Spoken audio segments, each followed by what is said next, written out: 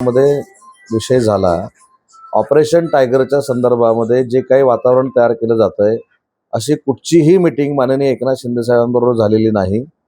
युबीटीचे खासदार काल किती उपस्थित होते किती नव्हते तुमच्या माध्यमातून आम्ही ऐकलेलं आहे आणि मी सुरुवातीपासून सांगतोय की शिवसेना पक्षाला ऑपरेशन टायगरची आवश्यकता आहे असं मला वाटत नाही, कारण दर दिवशी शिंदे साहेबांवर विश्वास ठेवून लोक येत आहेत। आता तुम्ही पहिलं ऑपरेशन टायगर हे बारसं कोणी केलं? तुम्हीच सगळ्यांनी केलं, म्हणजे मी वाईट ह्याने सांगत नाही। उद्या काय ते ऑपरेशन लायन होईल, अजून काय काय होईल, पण त्या ऑपरेशन टायगरशी युबीटीच्या खासदारांच्या संदर्भात आमचा कोणाचाही संपर्क झाला नाही। त्याच्या पुढे जाऊन मी सांगितलं, परवा मी शिर्डीच्या दौऱ्यावर असताना एकाच गेस्ट हाऊसला आम्ही असल्यामुळं वाकचौरे साहेब दुसऱ्या शूटमध्ये आले, तर ते देखील मला भेटले, अशा पद्धतीची बातमी आली। त्याच्यामुळे वाकचौरे साहेबांना मी अजिबात भेटलेलो नाही आणि माननीय एकनाथ शिंदे साहेब देखील युबीटीच्या कुठच्याही खासदारांना भेटले नाही।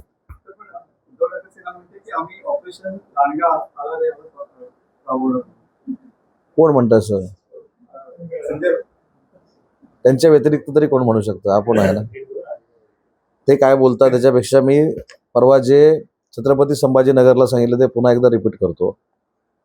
संजय राऊत साहेबांना तसं तर मला असं वाटतं की त्यांच्या पेशन्सला दाद दिली पाहिजे। आज संजय राऊत साहेब सकाळी 9:30-10 वाजता जर बोलले नाहीत तर मला सांगा युबीटी काय, युबीटीचं अस्तित्व काय? त्याच्यामुळे संजय राऊत साहेबांनी युबीटीचं अस्तित्व रोज सकाळी 10 वाजता पत्रकार परिषद घेऊन टिकवलेलं आहे, हे कोणालाही नाकारता येणार नाही। जरी ते आमच्यावर टीका करत असले तरी हे सांगतो की, आणि मग आता 10 वाजता जर बोलायचं असेल तर काहीतरी विषय पाहिजेतच ना, तर ते विषय काय आमच्यावर टीका करायची? त्याच्यामुळं आज संजय राऊत साहेबांच्या पत्रकार परिषदेमुळे युबीटीचं अस्तित्व आहे हे महाराष्ट्राला जाणवतं। जर पत्रकार परिषदच संजय राऊत साहेबांनी घेतली नाही तर युबीटीचं अस्तित्वच जाणवणार नाही। नवी मुंबईमध्ये आता हे वारंवार व्हायला लागलेलं आहे। मी स्वतः माननीय देवेंद्रजी फडणवीस साहेबांशी याबाबत चर्चा करेन। ती निमंत्रण पत्रिका मला मिळाली तर मी देवेंद्रजी फडणवीस साहेबांना देईन। हा प्रोटोकॉलचा भाग झाला, परंतु काही लोकांना जर असं वाटत असेल की माननीय एकनाथ शिंदे साहेबांचं नाव टाकल्यामुळं एकनाथ शिंदे साहेबांच्या कर्तृत्वाला काही फरक पडतो किंवा नेतृत्वाला काही फरक पडतो, तर असे निमंत्रण पत्रिकेमध्ये नाव न टाकायला सांगणारे लोक बालिश आहेत। अजून माननीय एकनाथ शिंदे साहेबांचं नेतृत्व हे सर्वमान्य झालेलं आहे। देशाच्या पातळीवर एनडीएचे ते 3 नंबरचे नेते आहेत। नगरपालिका असेल, महानगरपालिका असेल, जिल्हा परिषद असेल, पंचायत समिती असेल, त्या सगळ्यातनं जनतेनं त्यांचं नेतृत्व सिद्ध केलेलं आहे। त्याच्यामुळे कुणाच्या तरी सांगण्यावरनं निमंत्रण पत्रिकेमध्ये नाव न टाकल्यामुळं त्यांच्या नेतृत्वावर काही फरक पडत नाही। परंतु हा जर महानगरपालिकेचा कार्यक्रम असेल तर 100% मी तुम्हाला सांगतो की मी स्वतः आयुक्तांना हा जाब विचारणार आहे, आणि आयुक्त जर कोणाचं ऐकून निमंत्रण पत्रिकेमध्ये नाव टाकत नसतील तर मी ज्या प्लॅटफॉर्मवर याचा दाद मागायचा असतो त्या ठिकाणी मागणार आहे। आता का मागं घेतली माझ्यापेक्षा तुम्हाला चांगलं माहिती असेल ना, मी त्यावेळी रत्नागिरीत नव्हतो।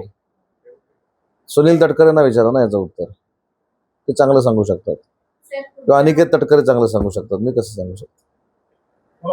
काय झालं कसं नाही मिळालं, मी अशा गोष्टीत लक्ष घालत नाही। एक लक्षात घ्या, जी जागा समोरच्याला फक्त 20 मतं घेऊन जिंकणार होतो त्याची दखलच कशाला घ्यायला पाहिजे होती? आपण काय करतो राजकारणामध्ये की जे अदखल पात्र झालेले आहेत त्यांची दखल घेऊन त्यांना मोठं करतो, बरोबर आहे की नाही? त्याच्यामुळे मी तुम्हाला अगदी कॉन्फिडेंटली सांगतो, 20 पण मी डोक्यावरून पाणी सांगतो, 20 पण अनिकेत तटकरे तसं उभे राहिले असते तरी पण बिनविरोध निवडून आले असते, एवढी ताकद आम्ही लावली होती। पण ठीक आहे नाही, पण त्यांनी भेट घेतली त्याच्यामध्ये, म्हणजे उद्या मी मंत्री आहे। आता काल की परवा प्रमोद जठार साहेब मला भेटले, म्हणजे काय प्रमोद जठार साहेब माझ्याकडे आले की मी त्यांच्याकडे गेलो, त्यांचं काहीतरी काम असेल, ते आरोग्य मंत्री आहेत, त्यांच्या मतदारसंघातलं काम असेल।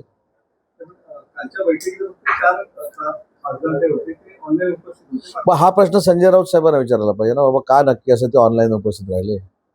आम्ही तर आमची भूमिका स्पष्ट केली, आमच्या ते संपर्कात नाही, आमची त्यांची मिटिंग झाली नाही, शिंदे साहेबांबरोबर देखील मिटिंग झाली नाही। मी शिवसेनेची भूमिका म्हणून सांगितली नाही। सूचना दिल्याच आहेत, कलेक्टरशी माझं बोलणं झालंय, 12 ते 15% साठा फक्त पाण्याचा आहे। त्याच्यामुळं मला देखील आता MIDCचं जे पाणी आहे ते कदाचित रत्नागिरी शहराला मागच्या वेळी जसं दिलं तसं मला, तर मी तीच नगरसेवकांची आणि मिटिंग बोलवली, ते देखील मी देणार आहे। कारण शेवटी इंडस्ट्री, माणसं राहिली तर इंडस्ट्री आहे, माणसांना पाणी मिळालं तर इंडस्ट्री आहे। त्याच्यामुळं आमच्याकडे सुद्धा आता प्रचंड पाणी आहे MIDCकडे, ते देखील रत्नागिरी शहराला जर द्यावं लागलं ते देखील मी देणार. MIDC ला एक मुद्दा कालच MIDC काही कंपन्यांनी दूषित पाणी तिथल्या पहाडांमध्ये किंवा ओढ्यांमध्ये सोडल्याचा प्रकार काल घडलाय आणि तिथल्या जे नागरिक आहेत ना परिसरात करंजीकरवाडी असेल पाटीवाडी असेल त्या भागातल्या काही विहिरी किंवा जे त्यांचं पिण्याच्या पाण्याचे स्रोत आहेत ते बाधित झाले. तर सगळ्या कंपन्यांवर आपल्याकडे नाही, नक्की याच्यामध्ये मला तो खरा अधिकार नाही आहे, तो MPCBचा अधिकार आहे. पण पालकमंत्री म्हणून मी सांगेन ना, MPCBच्या अधिकाऱ्यांना आजच व्हिजिट करायला सांगेन.